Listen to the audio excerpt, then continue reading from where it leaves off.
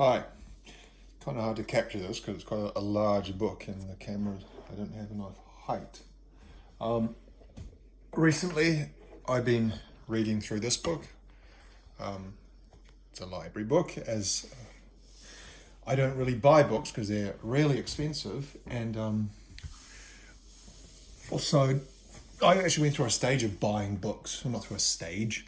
For most of my life of being a young adult, and I bought books. When I was at university, you had to buy a lot of textbooks. And the subjects I bought, the books were ones that I wanted to keep.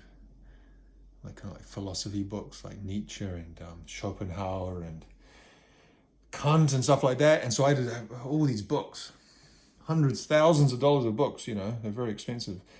And you're just having to lug them around every time you move or store them when you're going away. And books are really heavy. And also a lot of music books as well. I had, biographies and books on different bands. And I got to a stage where I was just like, I'm not buying any more books.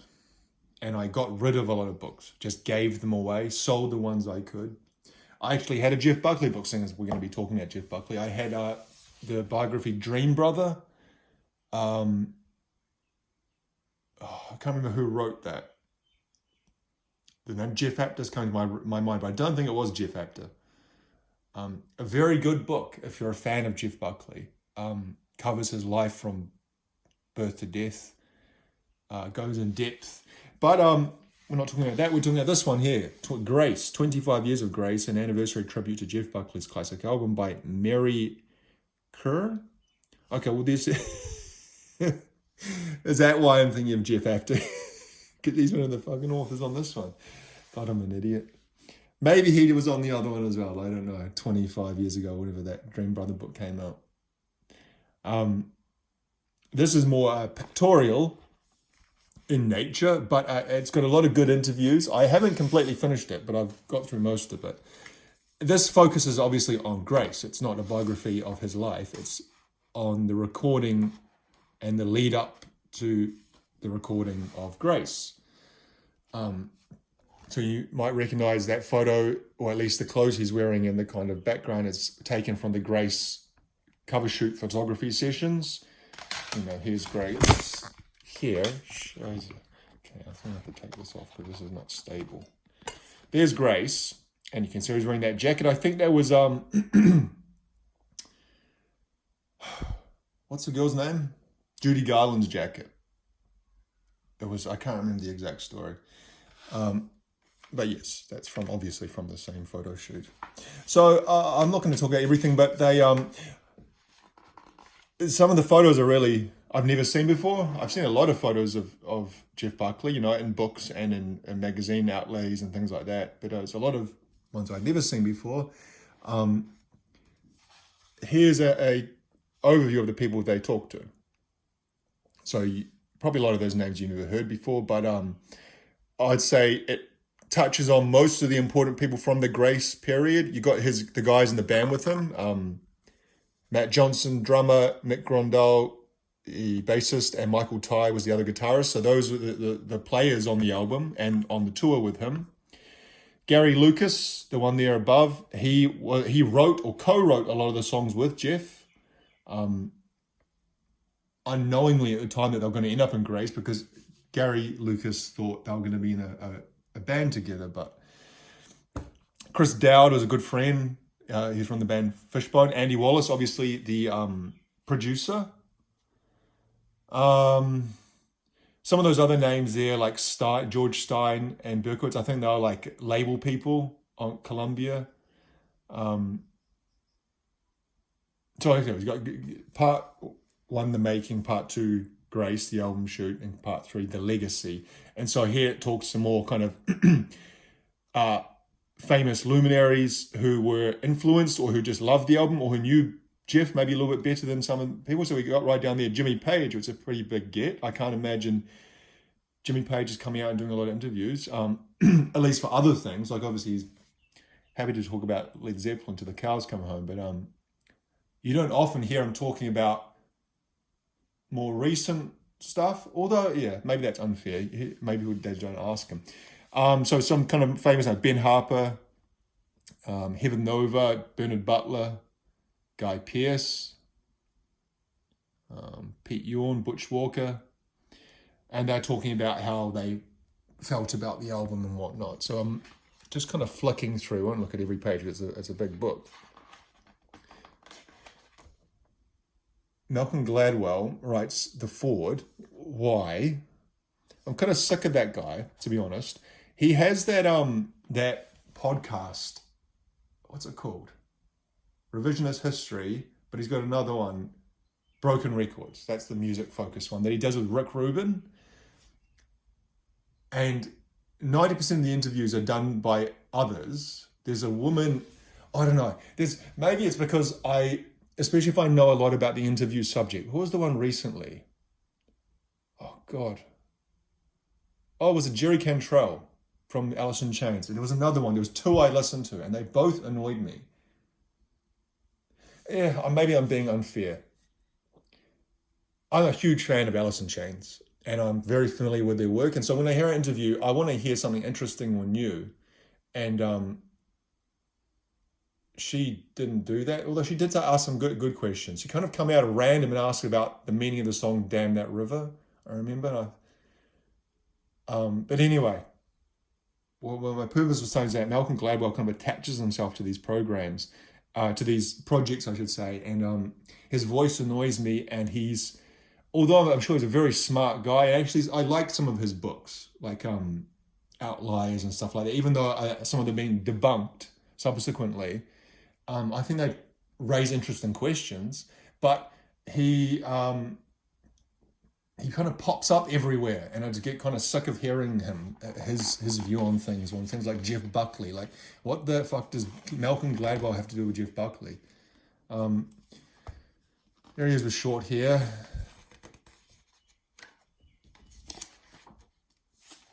So this is kind of very early part. Here we go into the making. I'm trying to remember these people as I'm going through it. It's not really important. They're talking about kind of preparing Jeff when he first signed his record contract. He almost had a year of, usually when you get an advance, and he got a pretty decent advance. It wasn't massive, but it was enough to kind of live on for a year. And he did release the live at the Cine Cafe. Shinar, don't know how to pronounce that. It's in New York. And that was kind of meant to be kind of like a small step into the first part of his career, kind of instead of just like his first release being this album, they kind of wanted to do a live thing that would kind of comprise some of his own songs, but also some covers and bits and pieces. But being a live recording, it kind of takes the pressure off a little bit, I guess, because it has a different implication. And so the label allowed him to do that. And this kind of is about that and about some of the writing he did in that time, and also finding the guys to be in his band. Also his relationship with Gary Lucus, how Gary Lucas, where's the Gary Lucas part? Okay, he's not photos here. This is the Gary Lucas part. Oh, that's Gary Lucas.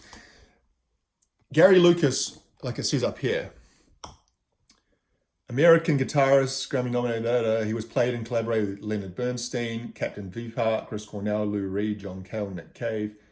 He was he'd been around the block a lot. He was kind of in my mind, in the kind of, what do you call it? In the same kind of conversation as Robert Fripp. That maybe I'm overstating it there, but kind of one of those kind of very progressive and jazz influence fusion, and just amazing guitarist that maybe not everyone has heard of. Apparently Gary Lucas is kind of like that. And so he was a lot older than Jeff, and they got together and they wrote Mojo Pin and the song Grace from the album Grace, and had the intention of kind of Jeff would be the singer and the frontman for Gary Lucas's project, I think called Gods and Monsters was at least the tentative name. And then eventually Jeff realized he didn't want that role. He wanted to do his own thing. And so Gary was pretty bummed out. And I've read different things. In this one, they talk to him directly, and he's much more gracious and magnanimous. And is that the word, magnanimous? Um, so good. This is 25 years after the fact or more, and he's had time to kind of get over it. And obviously, Jeff has died, and feelings kind of smooth out over time. But I remember reading something, maybe it was Dream Brother back like around 2000, and he was a little bit more bitter sounding, but at the same time, he played on Grace, the album. He kind of, this is after the breakup, or if you want to call it a breakup, had happened. Jeff asked him to come and kind of add guitar layers to some of the songs. I think it's kind of it's credited as ghostly guitars or something like that.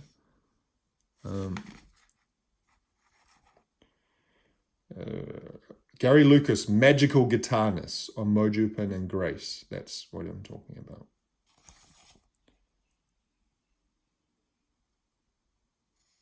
Is there something else? No, I thought there was something else. But anyway, he obviously he had got over it enough, Gary Lucas, to come up to where they were, Bearsville, I think they recorded at, and to add his flavor to those tracks. So kind of yeah. But it was interesting hearing him talk about these things and his feeling, and he kind of he counts all those it said some of the people there he worked with, like fucking Leonard Cohen and no, not Leonard Cohen, Leonard Bernstein, Chris Cornell, Lou Reed, John Cale. He counts Jeff as his greatest collaborator. That's what he feels like. I can't remember the exact word he used, but kind of like of all the people he ever worked with, he was the greatest to work with. And that's something that kind of comes up again and again. Now you could say, well, that this is kind of a tribute type. Looks a little bit like Garfunkel, doesn't it? This is kind of like a tribute, or they're talking about someone who's passed away, and yada yada yada. And so maybe they're gonna say these super positive things, but I don't think that's the case. I think Jeff Buckley did have some magical quality in his personality, certainly in his musical outlook and ability and skill and voice and the way that he approached things was certainly unique and amazing. But even his personality, you see, again and again, people talk about the magnetism he had. Now, was that because he was just like a very handsome young man? Maybe that's part of it, but I don't think it's all of it, because that's not going to attract dudes. He got like maybe a charisma. It's hard to know. I think it's something deeper than that, and it's hard to put your finger on it. Something, I guess nowadays people talk about aura, and I've always talked about aura even before this recent Gen Z using it almost like kind of like a stupid slang word, but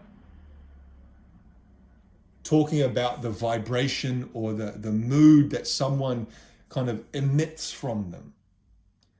And it's not just their personality, of course that's part of it, but it's almost like certain people can walk into a room and you kind of like, it's like your antenna goes up and you kind of like, do you know what I mean? Sometimes I walk past people on the street, and this is how I know that part of it can be, that's why you've got to watch out as you're thinking about a romantic partner. Sometimes you walk past a woman on the street and there's something about her so beautiful or alluring. It's not even about just straight physical attraction. There's something more about it. And it will be like, I want to know that person. And I can kind of imagine, this is going to sound fucking weird, I know, like having a life with that person. And you have to be careful because, like I said, sometimes that is just physical attraction. Like, oh, okay, that's just a pretty girl and I'm like fantasizing. But sometimes it can be with a guy and that's a completely different thing. Sometimes you see a person and there's something about them and you're like, I want to know that person. I want to like have a conversation with that person. And often it's nothing to do with the physical, how they look. It's about how they carry themselves, or I guess you can't really put into words. I obviously never met Jeff Buckley or even saw him in person, so I can't really, it's hard to kind of separate him from his public persona as I've known it for 30 years. But it's just something that comes up again and again. Obviously, this one here is with Matt Johnson, the drummer, and Mick Rondell's bassist. So they were obviously very close with him. They kind of lived with him for a few years, recording and touring. They toured the world. So it's interesting hearing their takes. Matt Johnson seems very wordy, kind of goes into these very kind of poetic, elaborate descriptions of how amazing Jeff was.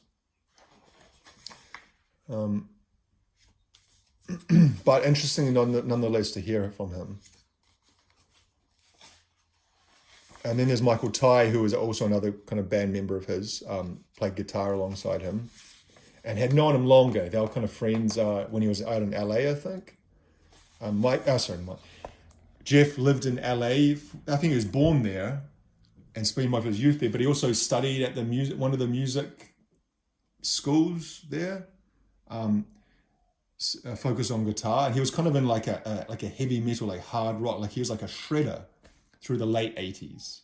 I remember seeing a picture of him. He was the guitarist in this hard rock, heavy metal-esque type band in the late 80s. And he kind of had the long hair with the bandana and the, Like I said, Chris Dowd was his good friend. He was in the band Fishbone. Apparently the song Dream Brother was written, at least partially, about Chris Dowd. The chorus, don't be like the one who made me so old. Don't be like the one who left behind his name. Because Chris Dowd had gotten a woman pregnant and was thinking of leaving her. And, obviously the unborn child as well. And Jeff was saddened by that because he had kind of been through that in his youth with his father leaving him when he was a kid, and all the way that affected him. Andy Wallace, the producer,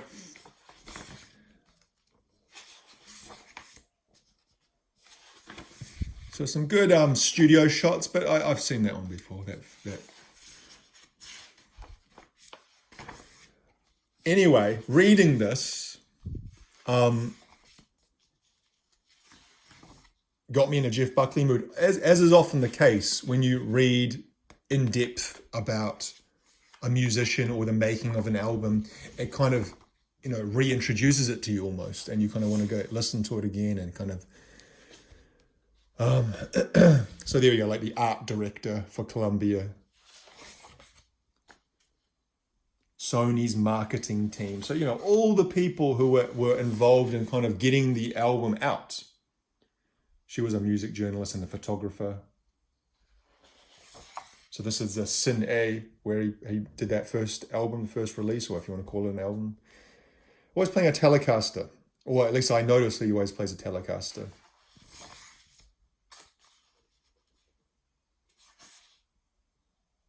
It's a good photo, isn't it? Could imagine that as an album cover art. So yeah, you listen to these, you read these books, and this is obviously from the album Shoot. That's the one they ended up using, although this one seems to have more shadow. Kind of the contrast is turned down a little bit. And I remember reading in Dream Brother how he was kind of quite a contradictory character, I guess, like many musicians, many artists. He really didn't want to just be known as Tim Buckley's son, which always seemed a little bit overplayed because Tim Buckley, at least as far as I know, was never that huge. He wasn't like a fucking Bob Dylan level, obviously, or even like kind of like a a Nick Drake level. Was he? Maybe I'm wrong. I wasn't alive at the time. He died before I was even born. But I know he had a few hits, and when we say hits, so when in the context of his kind of career. Um, but Jeff seemed particularly kind of worried that he was just going to be marketed and seen and viewed through the lens of Tim Buckley and Tim Buckley's kid and all this. But I was just, yeah, that I obviously that's his own thing, but I think it was kind of an unfounded fear. He was also worried about being presented as a pretty boy and being his like I said, his handsomeness being used as a primary selling point of, or at least part of his image. And so I remember him kind of going on about it, and they kind of made different people they talked to, they interviewed, were like, oh yeah, he was really worried about this and he used to get pissed off about it. He didn't like photo shoots that kind of focused on his face. And then it came time to do his album cover, and these are the shots he did, wearing this kind of gold reflective lame type jacket, which was Judy Garland's, and I guess you could say it was hair's a mess, but it's kind of within character. It's all very kind of like some people can rock that kind of hair, and it fits perfectly. You know what I mean? It's like it's perfectly distressed, and I guess with some of the other photo shoots from Grace. So they did quite a lot of stuff, and again, he went to lengths to say, I don't want to have a pretty boy image and la di da di da. And then when it came time,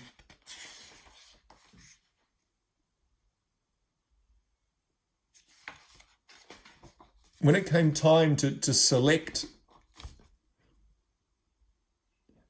and it's quite a striking person, isn't he? But again, it's hard to view humans, when like I said, I heard his songs first when I was about 14. The first song I ever heard of his was a live version of So Real. They used to play it on music TV, and this would have been about 95, maybe 96, but I think more like 95. Grace came out in 94. And I remember the first time I heard that song blew me away. So real. So dark and haunting. And it kind of really made a big imprint on me. And he wasn't among my age group at the time. In 1995, I would have been 14 years old. So I was about 14 or 15 when I heard it. He was not popular or even really known in my age group. It was much more Nirvana and Pantera and Pearl Jam and that kind of stuff at the time. Pennywise, that shitty SoCal punk, No Effects, that kind of stuff was really huge. I remember Green Day had just come out in 94, Dookie, Offspring. So he wasn't in the wheelhouse he was more popular with an older crowd, like the university age crowd, or even older, kind of mid-late 20s. But even as a kid, like a 14-year-old kid, I kind of feel quite proud of myself that I was able to kind of spot, wow, that's really amazing, even as a kid. And it kind of stuck with me for a long time. And I remember when he died, I remember hearing he went missing.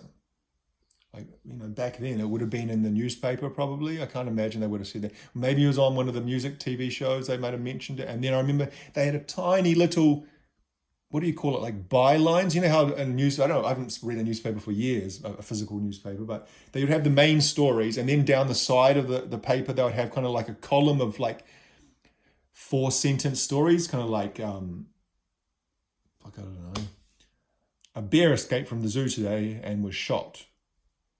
And then just next story, and they had one for Jeff Buckley. Jeff Buckley, 30 years old, famous singer, was found drowned in Memphis today after being missing for 3 days. And I remember it really kind of bummed me out. It really, through the 90s, so many singers and not singers, so many artists died. But I remember, I kind of specifically remember that one. So my point is that he's been in my brain. I've known of him for 30 years. And so of his face and his image. And so any person like that, a famous person, it's almost like someone you know personally. And it's hard to kind of separate, like I said, their image from if you saw them in real life and you didn't know who they were. So you look at him and you think, well, he's, like I said, he's very striking, and but is it just because I'm used to it? I associate him with his music and his music that I love so much, and all that. I don't know. Anyway, I've been kind of blabbing on that same story now. That's obviously from this one. He was at pains to not be presented as a pretty boy, handsome, look at me. But then you look at these photos and you think, well, Jesus Christ, man, what do you... These could be from a fashion photo shoot or something, These would look at home in Vogue, selling ripped jeans and Doc Marten boots. And so all his team were kind of shocked when he chose the photo he did. They're like, well, you've been going on and complaining for us for years about not wanting to be presented in this way, and then you choose this as your cover art. Like, that's fine by us, but it's hard to know what you want, because you're kind of, I guess, like Kurt Cobain desperately not wanting to be famous. But at the same time, if you read his journals and stuff from when he was young, he desperately did want to be famous. And then once he was famous, he made certain decisions to make his music more widely accessible, like allowing Andy Wallace to mix it. Well, you could say, well, that was a record company thing, but he could have put his foot down. Or how the In Utero sessions, how after Steve Albini worked on that, the record company demanded that it be, mixed again or whatever. And again, Kurt allowed it. And then also some of the artwork, they allowed to be covered up or changed to be stocked in places like Walmart. There's all sorts of things like that, where artists say they want something, but then when it comes time to actually follow through on that, they realize that's not what they want, or they can understand why having it the other way is a better choice, maybe. Because I'm not like trying to say, oh, what a fucking idiot, he did this. I'm saying they made a big point of that in his biography, that would kind of confuse them, and just that it's something kind of you see again and again with artists, a kind of contradictory nature. I can understand it. I think humans are contradictory. We're all like that. And if you put the magnifying glass on someone with a huge career and millions of dollars and this and that and people, and the contradictions are going to be more magnified and more kind of contrasted, black and white, aren't they? You said you wanted black and you went white. And it's like, well, we all do that in every day, but it's kind of interesting seeing it in the context of famous musicians, I guess. So here are some musicians and whatnot talking about how they felt Jeff influenced them, or how they felt, or maybe some of them met him. A lot of them didn't. So that one there is some of these people I don't even know, but Jimmy Necco, never heard of him before. My favorite Grace and Jeff story as a fan was getting to witness him and the band perform at Sony Studios in New York City. My friends Race and Anastasia were with me sitting down right in front. Jeff handed us the biggest bottle of red wine and said, pass it round. It's going to be a real happy party. So he's the lead vocalist of Hours. Never heard of him. Butch Walker, I know him. So again, he's talking about his experience of Grace, and maybe it's, like I said, some of them met him, some of them just saw him live, some of them just talking about the album itself. And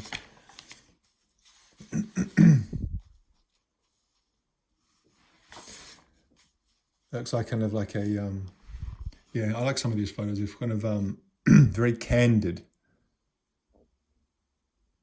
talking to an old lady, it looks like, in a record shop or something. I used to have that photo, picture. I don't know where I got it from. I must have ripped it out of a magazine or something, stuck on my wall, I remember. It was much smaller, but the 4 guys in the band. Because I think those 4 together were a great live band, and obviously Jeff was responsible for writing the majority of the music. I think they have some credits, at least maybe all of them. Michael Ty's got some credits on So Real. I think he wrote the main riff. Those 2 have got credits on Dream Brother. Actually, maybe all of them got credits on Dream Brother. I can't remember, but they did have some writing credits. But they're not just hired hands. I think they added a lot to the album, even if it was just allowing Jeff to feel comfortable in that kind of creative situation, because I talked about that before, how band members' role is not just always the technical side of actually like playing the guitar. Sometimes it's kind of like the supportive role, and what it allows the artist, the main songwriter, to do or not do, and so on and so forth. Looks like they're playing a radio, a live radio type performance there. I've seen that photo before somewhere.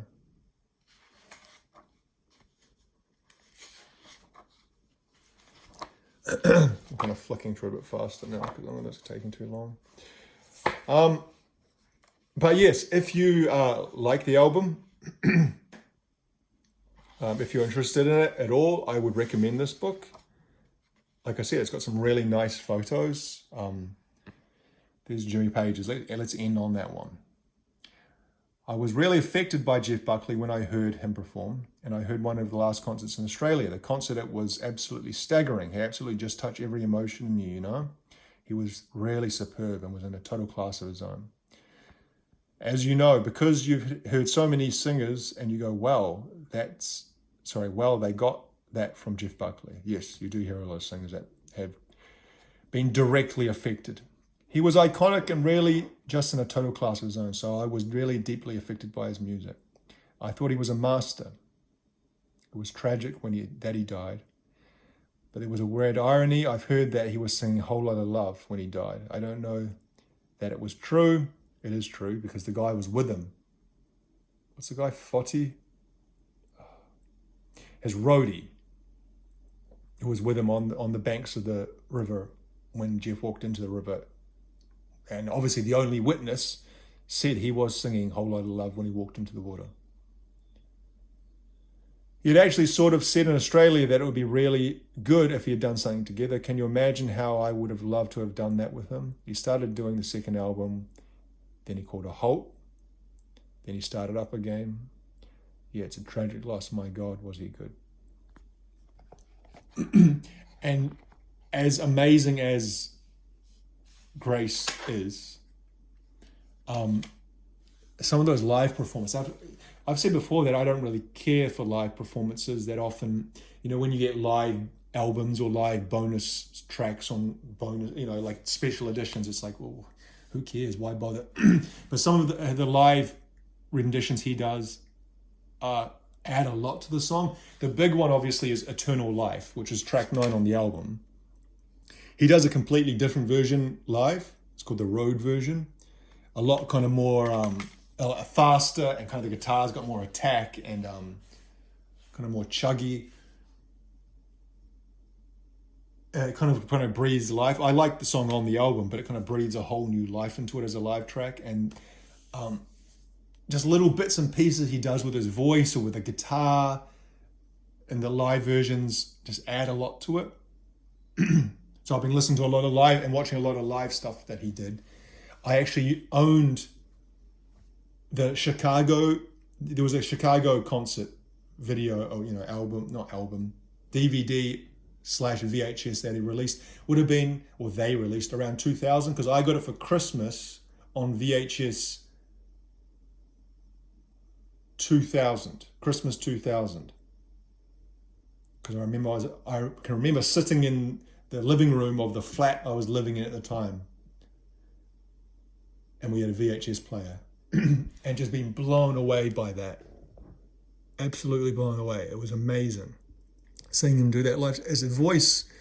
So many artists with amazing voices don't live up live, live up to what you hear on the album, but his was as good, if not sometimes surpassed, in the live venue as it did on the album.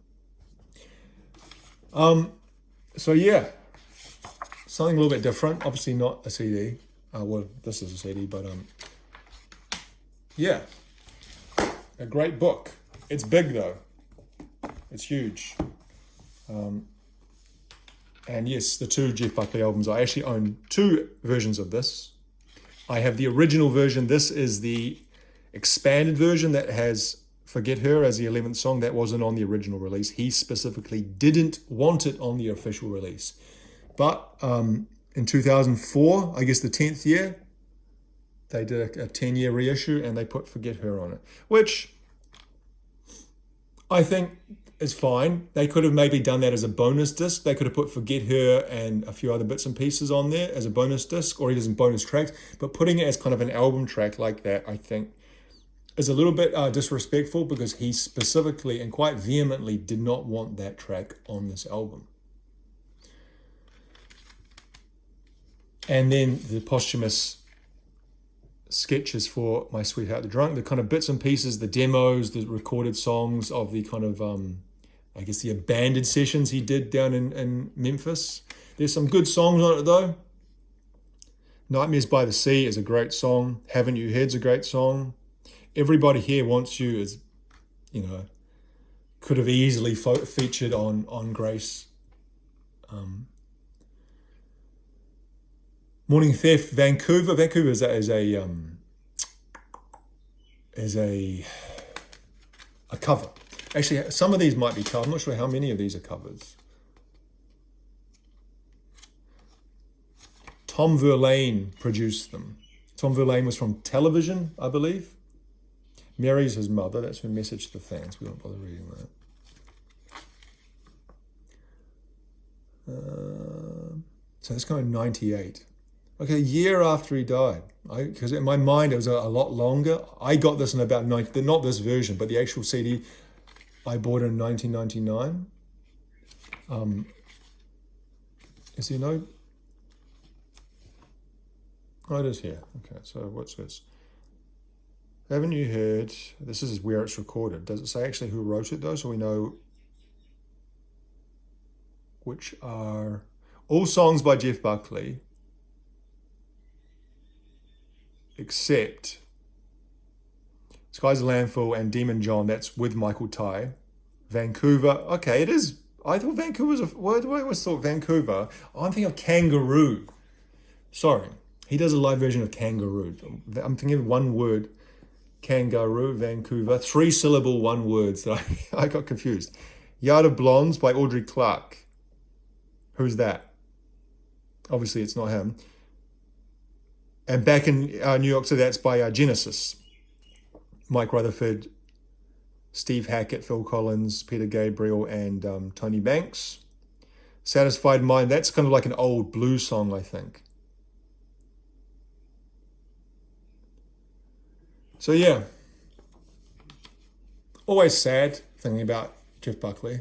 Not always sad, but I mean as in if you think about what eventually happened and the way he died and all that, it is, like I said, kind of maybe more than most musicians.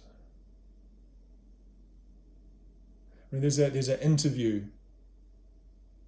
Actually, I think I've already talked about this before. I think I did a video about Grace, and I think I did a video about both these CDs.